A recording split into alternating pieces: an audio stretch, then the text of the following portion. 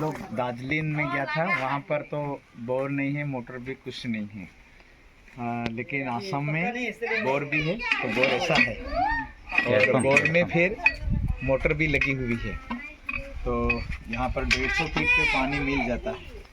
बहुत अच्छा जगह है और पानी भी सुविधा अच्छा है, और सब लोग ऐसे कम फीट पे पानी मिलता है, इसीलिए सब ये झाड़ वगैरह बहुत अच्छा बढ़ता जाता है। ये सब बने हुए हैं, पूरा पानी ऊपर मिलता है। हम आपको बताएंगे। धन्यवाद। हाँ ऐसे करके कैसे लगा? हाँ ये पलटी कर दे, ये नीचे जाएगा, ये नीचे जाएगा। ओहो, ये नीचे जाएगा तो मछली इसमें घुसेगा। ओह, ठीक लगा।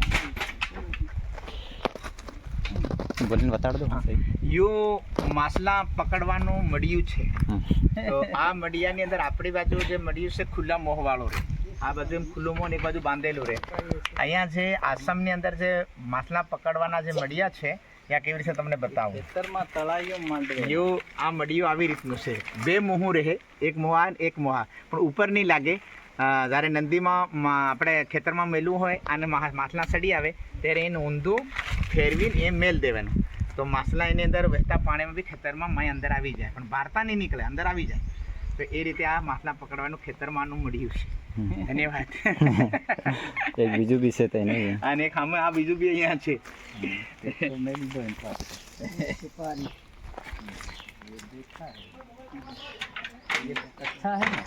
हाँ, ये अच्छा टेको है। अच्छा टेको में ये कच्चा है, ये कच्चा में आप बेच सकते हैं इसको।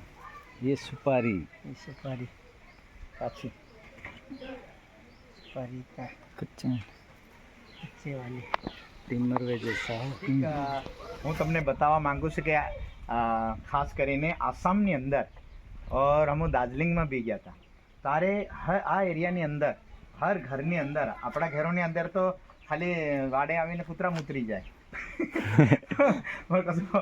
સોતા નથી, પણ અહીંયા તમે દેખો હર ઘરની અંદર અલગ અલગ પ્રકારના ફૂલ લગાડે લોકો.